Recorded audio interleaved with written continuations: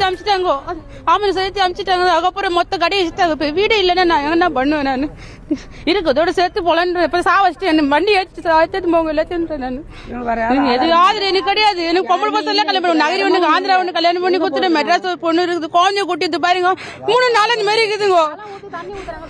3 நாள் அப்படி இருக்கிறோம். முன்னே சொல்லி என் பொண்ணு வந்து என் கூட இருக்கிற யாரும் இல்லம்மா உனக்கு நான் வந்து பெரிய பொண்ணு கடனை உடனே வாங்கினது வீடு கட்டுது மேலே போட்டு போக சொல்லி விட போறல அந்த பொண்ணாவது கொஞ்சம் நல்லா இருக்கும்.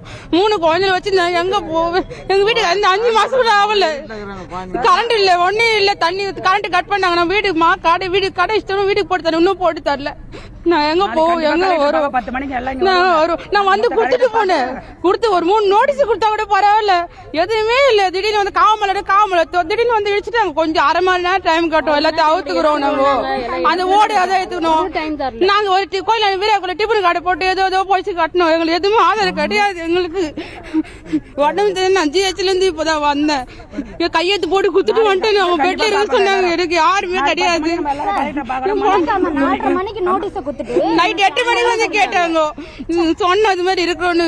வீடு உள்ள வந்து பார்த்தாங்க. வீடு எப்படி உங்களுக்கு வீடு ஆயிடுது கடை வந்து பாருங்க. வந்து பாத்துட்டு போனாங்க. பாத்துட்டு போயிட்டு இது மாதிரி பண்ணா எப்படி? அப்போ எங்களுக்கு என்ன? அப்போ அந்த நாள் இந்த நாள் எங்க அப்பா வந்து எங்க தாத்தா வந்து திமுக தான் கட்சி ஓட்டு போட்டாரு. எங்க வீட்டுக்கார பச்சை கூட குத்தி எல்லாரும் கேட்டு பாருங்க. உதய கொடுத்து வரும். இன்னும் நாளே நானா தான் போட்டுன்னு வரேன். இனிமேல் யார் ஓட்டு போட கூட வரமாட்டேன். எனக்கு எதுவுமே இல்ல. என் குழந்தை குட்டி நான் போய் எங்கன்னா போறோம், போய் சாகுறோம். கடை இல்ல, ஒரு டீ கடை வச்சு போடுச்சு.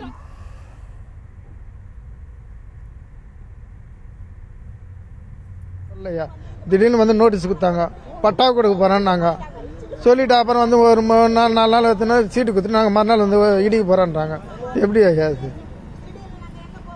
இந்த இடம் எதுனா மாற்று இடம்னா கொடுத்தாலும் பரவாயில்ல, எதுவுமே கொடுக்காத ஒண்ணுமே சொல்லாக்கல வந்து இச்சா எப்படி இருக்க முடியும்?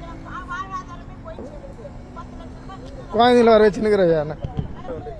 வீடு கசனம் ஐயா, எதிர எவ்வளோ போகுது என்ன ஏதுன்னு கூட சொல்லலையா. திடீர்னு வந்து நோட்டீஸ் கொடுத்தாங்க, பட்டா கொடுக்க போறேன்னாங்க.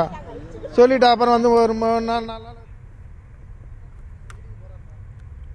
திருவள்ளூர் பத்தியால்பேட்டையில் உள்ள வீடு கடைகள் இடிக்கப்பட்டதை கண்டித்து மாவட்ட ஆட்சியர் அலுவலகத்தை முற்றுகையிட்டு அப்பகுதி மக்கள் போராட்டத்தில் ஈடுபட்டு வருகிறார்கள். விரிவான விவரங்களோடு இணைகிறார் எமது செய்தியாளர் பிரபு. வணக்கம், விவரங்களை வழங்கலாம். வணக்கம். திருவள்ளூர் நகராட்சியில் நிலவும் போக்குவரத்து நெரிசலை கட்டுப்படுத்தும் பொருட்டு நெடுஞ்சாலையை ஆக்கிரமித்து கட்டப்பட்டிருந்த வீடுகள் மற்றும் கடைகள் 1 வாரத்திற்கு மேலாக இடிக்கப்பட்டு வருகிறது. இந்த நிலையில் நேற்று திருவள்ளூர் பத்தியால்பேட்டை பகுதியில் இருந்த சுமார் 20க்கும் மேற்பட்ட கடைகள் மற்றும் வீடுகள் ஜேசிபி இயந்திரத்தின் உதவியுடன் நெடுஞ்சாலைத்துறையினர் அகற்றினர்.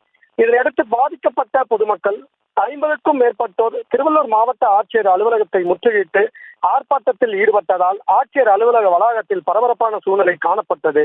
மேலும் சாலை பணிகளுக்காக ஆக்கிரமிப்புகளை அகற்றுகிறோம் என தமிழக அரசின் சார்பில் தெரிவிக்கப்பட்டாலும் ஏற்கனவே அரசின் சார்பில் பட்டா வழங்கப்பட்ட இடங்களையும் அகற்றுவதற்காக நோட்டீஸ் வழங்கப்பட்டுள்ளதாகவும் சுமார் 80 ஆண்டுகளுக்கு மேலாக வசித்து வரும் எங்களை திடீரென அப்பகுதியிலிருந்து அகற்றிவிட்டால் எங்கு செல்வோம் என கண்ணீருடன் பேட்டி அளித்துக் கொண்டிருந்தனர். அப்பொழுது திடீரென பெண் ஒருவர் மயங்கி விழுந்ததால் ஆட்சியர் அலுவலக வளாகத்தில் பரபரப்பு ஏற்பட்டது. இதனையடுத்து மயங்கிய நிலையில் இருந்த பெண்ணை மீட்ட அருகில் இருந்தவர்கள் முகத்தில் தண்ணீர் தெளித்தும் தண்ணீரை கொடுத்தும் ஆசுவாசப்படுத்தினர். இதனையடுத்து ஆர்ப்பாட்டத்தில் ஈடுபட்ட பொதுமக்களுடன் போலீசார் பேச்சுவார்த்தையும் நடத்தி வருகின்றனர். விவரங்களுக்கு நன்றி பிரபு.